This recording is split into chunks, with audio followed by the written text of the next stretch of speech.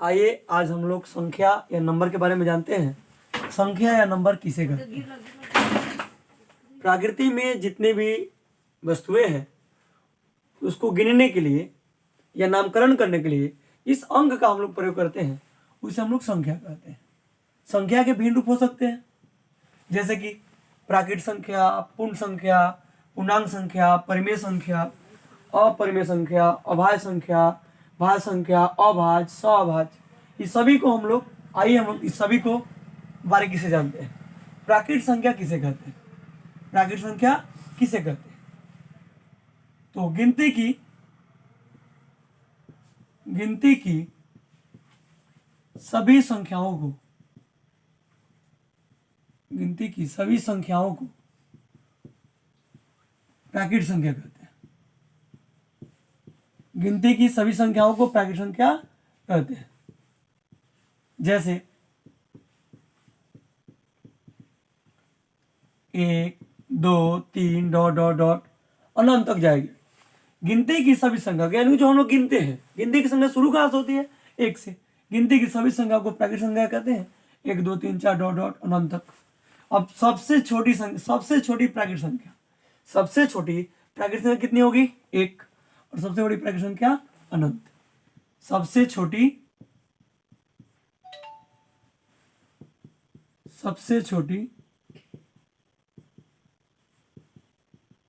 प्राकृत संख्या 1 और सबसे बड़ी प्राकृत संख्या अनंत होती है।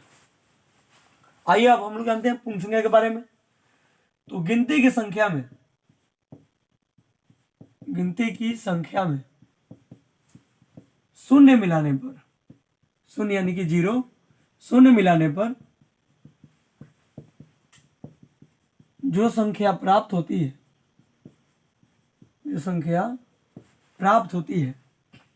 उसे पूर्ण संख्या कहते हैं।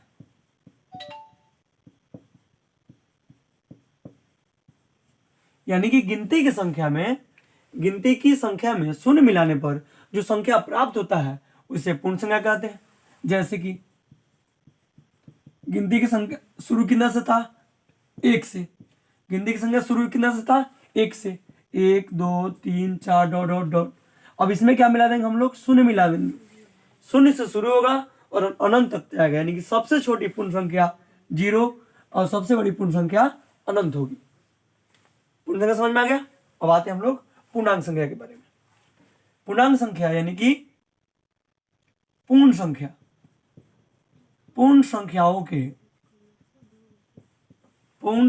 के समूह में ऋण संख्या मिलाने पर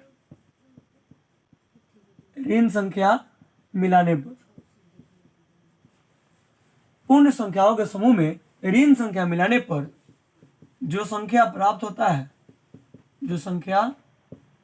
होता है उसे पूर्णांक संख्या कहते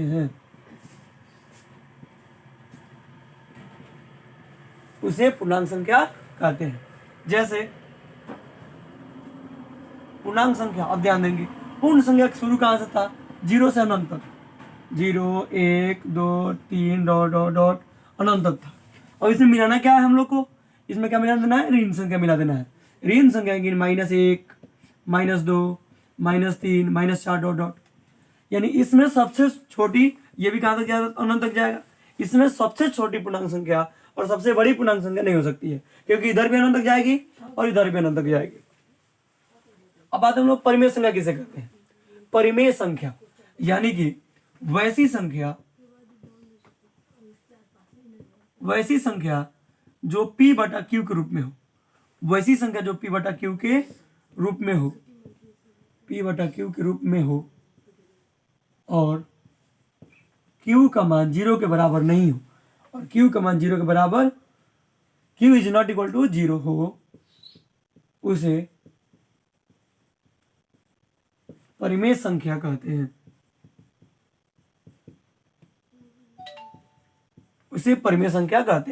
वैसी संख्या जो p/q के रूप में हो और q is not equal to 0 उसे परिमेय संख्या कहते हैं। जैसे 5/7, 6/10, 5/9 डॉट डॉट इत्यादि। ये हो गया परिमेय संख्या। अब पढ़ेंगे अपरिमेय संख्या, ठीक इसका विपरीत। अपरिमेय संख्या क्या है, किसे कहते हैं? अपरिमेय संख्या यानी कि वैसी संख्या जो p/q के रूप में नहीं हो, जिसका पूर्ण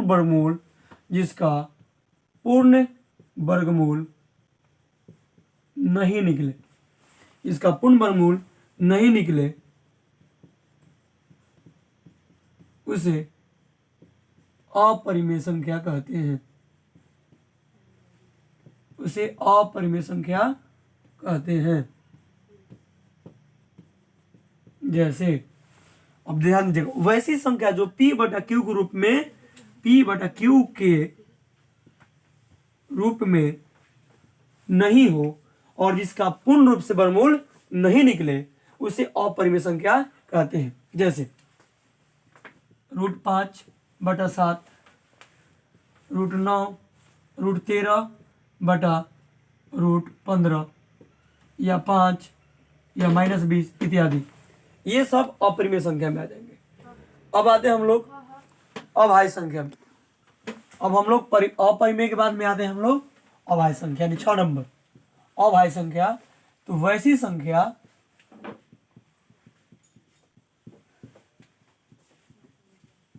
वैसी संख्या जिनका एक और, क्या लिखिए, वैसी संख्या जो एक और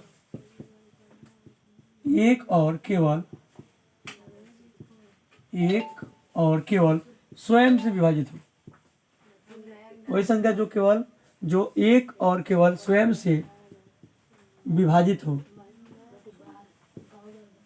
हो उसे अभाज्य संख्या कहते हैं।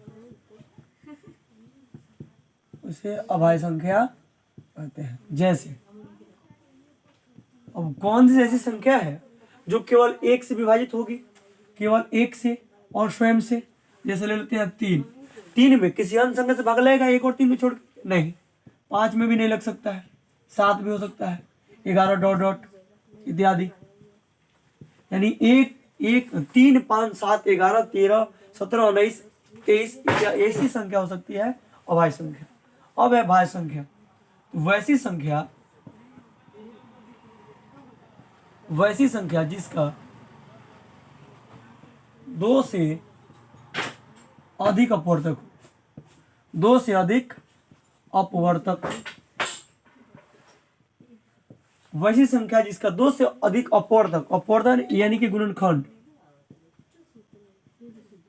अपवर्तक यानी कि गुणनखंड हो, उसे क्या कहते हैं? उसे भाज्य संख्या कहते हैं।